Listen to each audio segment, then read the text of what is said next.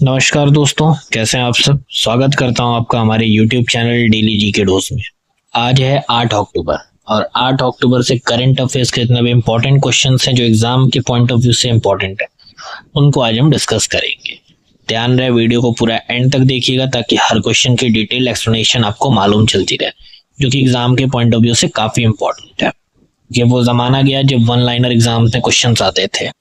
अब क्वेश्चंस आगे पीछे हर एक चीज से पूछा जा रहा है, डिटेल पूछा जा रहा है। तो शुरू करते हैं बिना पंचायत के अपने सेशन को पहले क्वेश्चन के साथ। पहला क्वेश्चन है हमारा, डीआरडीओ ने सैन्य संचार अंतर संचालन सक्षमता के लिए कौन सा मानक जारी किया है? Which standard has been released by DRDO for military communication interoperability? Options हैं आपके IRSA 1.2, IRSS 1.2, SDR 2.2 या फिर IDS 1.2। तो डीआरडीओ ने सैन्य संचार अंतर संचालन सक्षमता के लिए अभी हाल ही में IRSA 1.0 मानक जारी किया है। अभी IRSA क्या है? तो इंडियन रेडियो सॉफ्टवेयर आर्किटेक्चर। तो करेक्ट आंसर है आपका ऑप्शन नंबर ए। डीआरडीओ ने 7 अक्टूबर 2025 को भारतीय रेडियो सॉफ्टवेयर आर्किटेक्चर मानक IRSA 1.0 जारी किया। इसे एकीकृत रक्षा स्टाफ और तीनों सेनाओं के सहयोग से तैयार किया गया। यह मानक सैन्य संचार में अंतर संचालन सक्षमता और वेब फॉर्म पोर्टेबिलिटी सुनिश्चित करता है। IRSA भारत की रक्षा संचार तकनीकी में आत्मनिर्भरता की दिशा में एक महत्वपूर्ण कदम भी है। बढ़ते हैं अगले सवाल पे। इंडिया मोबाइल कांग्रेस IMC 2025 के 9वें संस्करण का उद्घाटन कौन करेंगे? Who will inaugurate the 9th edition of India Mobile Congress IMC 2025? Options हैं आपके अश्विनी वैष्णव, नितिन गडकरी, राजीव चंद्रशेखर या फिर नरेंद्र मोदी। तो करेक्ट आंसर है आपका option number D, Narendra Modi, क्योंकि फोटो से ही आप लोगों को क्लियर हो चुका होगा। तो इंडियन मोबाइल कांग्रेस का जो 9वां संस्करण है उसका उद्घाटन अभी हाल ही में नरेंद्र मोदी जी करेंगे। बढ़ते हैं आगे। प्रधानमंत्री नरेंद्र मोदी जी ने 8 अक्टूबर 2025 को नई दिल्ली के यशोभूमि में इंडिया मोबाइल कांग्रेस का उद्घाटन करेंगे। यह एशिया का सबसे बड़ा दूरसंचार और प्रौद्योगिकी कार्यक्रम है जिसका विषय है परिवर्तन के लिए नवाचार, यानी कि इनोवेटिव टू ट्रांसफॉर्म।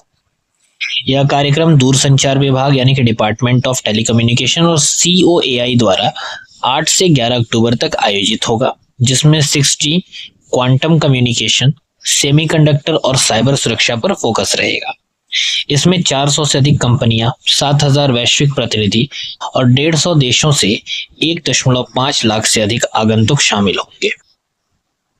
अगला सवाल, ये इंपॉर्टेंट क्वेश्चन बनना है क्योंकि अभी हाल ही में नोबेल प्राइजेस दिए गए हैं, तो ध्यान देना है अपने को। कल हमने मेडिसिन के क्षेत्र में देखा था, आज हम लोग देखेंगे फिजिक्स के क्षेत्र में। 2025 का भौतिकी का नोबेल पुरस्कार किसे प्रदान किया गया?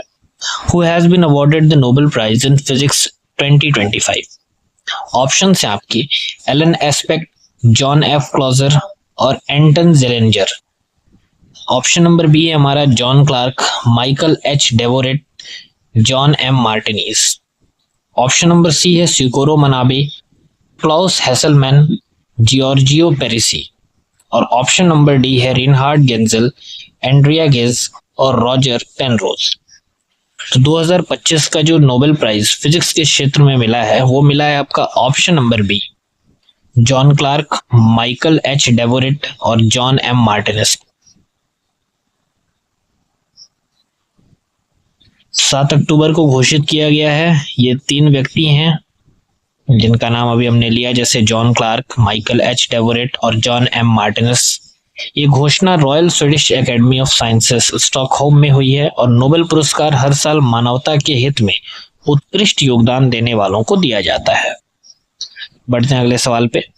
हाल ही में गृह मंत्री अमित शाह जी ने गोवा में किस योजना की शुरुआत की है जिसके तहत सरकारी और सामुदायिक भूमि पर बने घरों को वैध बनाया जाएगा?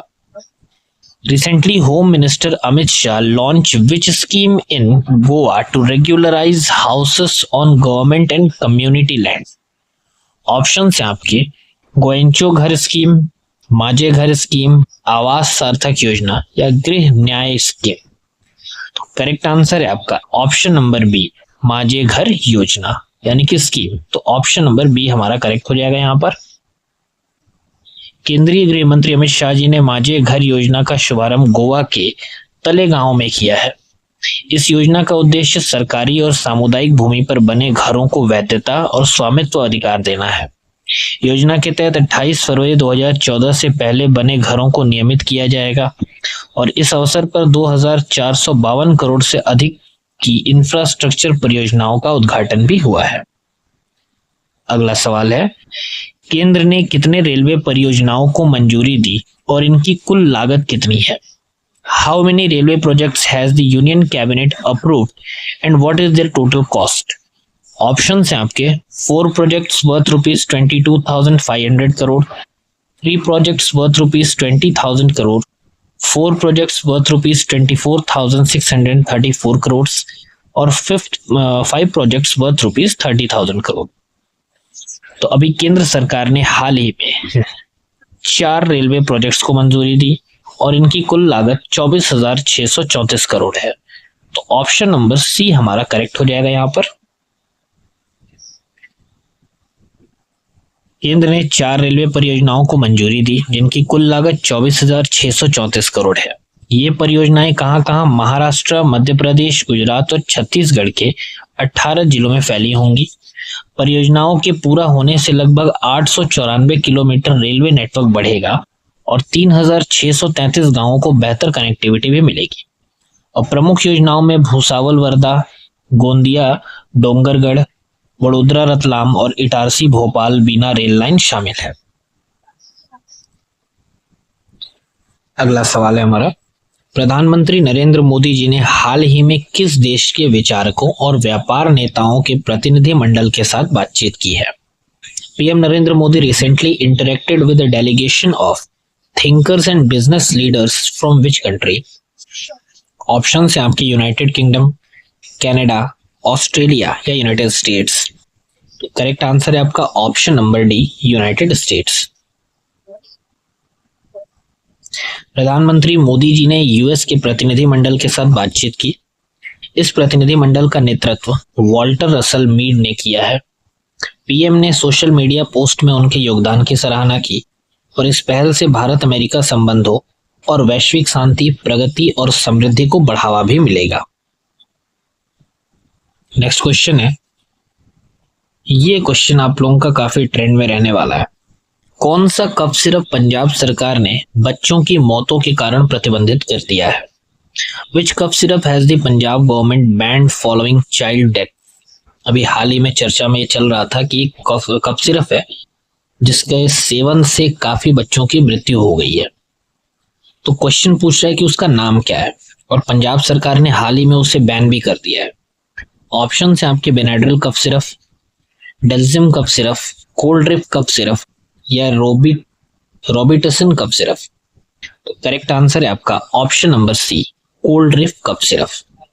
इसे पीने के बाद अभी काफी बच्चों की मृत्यु हुई है, लगभग 13 या 14 बच्चों की, और पंजाब सरकार ने इसे भी अभी बैन कर दिया है। तो पंजाब सिरप ने कोल्ड ड्रिप कफ सिरप के उपयोग, बिक्री और वितरण पर पूर्ण प्रतिबंध लगा दिया।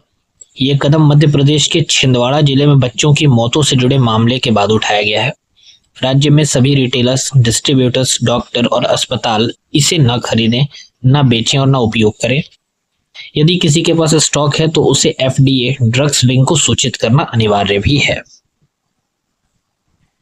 अगला सवाल, केंद्रीय विद्युत मंत्री श्री मनोहर लाल खट्टर जी 7 से 10 अक्टूबर 2025 को किस बैठक में भाग लेंगे? Union minister of power Shri Manohar Lal Khattar will participate in which meeting from 7th to 10th of October 2025? Options हैं आपकी G20 energy transition ministerial meeting जो कि साउथ अफ्रीका में होनी है, या फिर COP28 क्लाइमेट समिट मीटिंग जो कि यूएई में होगी, इंटरनेशनल रिन्यूएबल एनर्जी कॉन्फ्रेंस जो जर्मनी में होनी है, या फिर वर्ल्ड एनर्जी फोरम कनाडा में जो होगा। तो अभी हाल ही में केंद्रीय विद्युत मंत्री श्री मनोहर लाल खट्टर जी 7 से 10 अक्टूबर 2025 को G20 energy transition ministerial meeting south Africa में हो रही है, उसमें भाग लिए। तो ऑप्शन नंबर ए यहाँ पे करेक्ट हो जाएगा हमारा। ध्यान रखना है G20 की जो एनर्जी ट्रांजिशन मिनिस्ट्रियल मीटिंग है ये कहाँ हो रही है, साउथ अफ्रीका में हो रही है। तो केंद्रीय विद्युत मंत्री श्री मनोहर लाल खट्टर जी दक्षिण अफ्रीका के क्वाजुलू नाटल प्रांत में G20 ऊर्जा परिवर्तन मंत्री स्तरीय बैठक में भाग लेंगे। बैठक में ऊर्जा सुरक्षा, स्वच्छ ऊर्जा, सस्ती और विश्वसनीय पहुंच और सतत औद्योगिक विकास पर चर्चा होगी। इस अवसर पर भारत की नवीकरणीय ऊर्जा की प्रगति और कुल बिजली क्षमता का 50% नवीकरणीय स्रोतों से उत्पन्न करने की उपलब्धि साझा की जाएगी। बैठक का उद्देश्य अंतर्राष्ट्रीय सहयोग को मजबूत करना, सस्ती और दीर्घकालिक ऊर्जा तक सार्वभौमिक पहुंच सुनिश्चित करना है। नेक्स्ट क्वेश्चन है, हाल ही में केंद्र सरकार ने ओमान में संकट में फंसे कितने भारतीय कर्मचारियों को बचाने का प्रयास किया? लगभग बचा चुके हैं। Recently how many Indian workers in distress in Oman were rescued following intervention by the government? Option है आपके 62, 42, 50 या 36। करेक्ट आंसर है आपका ऑप्शन नंबर डी 36। केंद्रीय मंत्री पीयूष गोयल जी ने ओमान में 36 भारतीय कर्मचारियों को संकट से बाहर निकलने में मदद की है। कर्मचारियों को देरी से वेतन, संकुचित आवास, पासपोर्ट जब्ती और धमकियों का सामना करना पड़ रहा था। भारतीय दूतावास ने स्थानीय अधिकारियों के साथ मिलकर सभी प्रभावित कर्मचारियों का पता लगाया और उन्हें गुरुद्वारे में अस्थायी आश्रय दिया। मंत्री गोयल जी ने कहा कि सरकार विदेशों में फंसे भारतीय कर्मचारियों की सुरक्षा को प्राथमिकता भी देगी। अगला सवाल है, भारत ने जूडो जूनियर विश्व चैंपियनशिप में पहली बार कौन सा पदक जीता है? Who won India's first ever medal at the? Actually Hindi और इंग्लिश दोनों में थोड़ा सा चेंजिंग हो गया है, बट फिर भी आप लोगों ने ध्यान देना है कि पहले तो उस खिलाड़ी का नाम बताना अपने को जिसने ये जूडो जूनियर वर्ल्ड चैंपियनशिप जीता है, और चूंकि इंडिया ने पहली बार जीता है तो कौन सा मेडल जीता है? ऑप्शन है आपके लिंथोई चनम्बम जो ब्रॉन्ज जीती हैं, या फिर प्रिया मलिक सिल्वर, या लहरिया कुमारी गोल्ड, या अवनी लेखरा ब्रॉन्ज। तो अभी हाल ही में भारत ने जूडो विश्व चैंपियनशिप में पहली बार ब्रॉन्ज पदक जीता, और ये जीता किसने है? तो लिंथोई चनम्बम में। तो ऑप्शन नंबर ए करेक्ट है इस क्वेश्चन का। 19 वर्षीय लिंथोई चनम्बम ने पेरू के लीमा में आयोजित जूडो जूनियर विश्व चैंपियनशिप में भारत का पहला पदक जीता है। उन्होंने महिला 63 किलोग्राम वर्ग में नीदरलैंड की जोनी जेलिन को हराकर कांस्य पदक हासिल किया। चनम्बम ने पहले अपने अंतिम ग्रुप डी मैच में जापान की सो मोरिशिका से हार का सामना किया। उन्होंने रिपेज रूट से मेडल मैच तक पहुंचकर यह ऐतिहासिक उपलब्धि भी हासिल की है। फाइनल क्वेश्चन है हमारे क्वेश्चन सेशन का, और ये भी इंपॉर्टेंट क्वेश्चन है काफी, कि भारत का पहला राज्य कौन सा बन गया है जिसने अपने हिम तेंदुए की जनसंख्या का वैज्ञानिक सर्वेक्षण पूरा किया? Which Indian state became the first to complete a scientifically robust estimation of its snow leopard population? Option हैं आपके जम्मू कश्मीर, उत्तराखंड, हिमाचल प्रदेश या फिर सिक्किम। तो करेक्ट आंसर है आपका ऑप्शन नंबर सी हिमाचल प्रदेश। हिमाचल प्रदेश ने 2025 में 83 हिम तेंदुओं की पहचान के साथ पहला वैज्ञानिक सर्वेक्षण पूरा किया। सर्वेक्षण में स्पीति वैली, किन्नौर, पंगी, लाहौल और ग्रेट हिमालयन नेशनल पार्क शामिल थे। सर्वेक्षण में 271 कैमरा ट्रैप्स का उपयोग किया गया। ये पहल स्टेट फॉरेस्ट डिपार्टमेंट और नेचर कंजर्वेशन फाउंडेशन के सहयोग से की गई, जो एक लागत कुशल और स्केलेबल मॉडल प्रदान करती है। तो ये थे आज के टॉप करंट अफेयर्स। उम्मीद करता हूँ सेशन आपको अच्छा लगा हो, और अच्छा लगता है तो थोड़ा सा सपोर्ट करें, वीडियो को लाइक, शेयर और कमेंट करिए, और जो नए व्यूवर्स आते हैं चैनल पर हमारे वो जरूर सपोर्ट करें और चैनल को सब्सक्राइब करें। बेल आइकन दबाना ना भूलिएगा, क्योंकि पर डे की नोटिफिकेशंस आपको मिलती रहेंगी टाइम पे। वैसे पर डे हमारा वीडियो 9 बजे आ जाता है। तब तक के लिए धन्यवाद, नमस्कार, हर हर महादेव।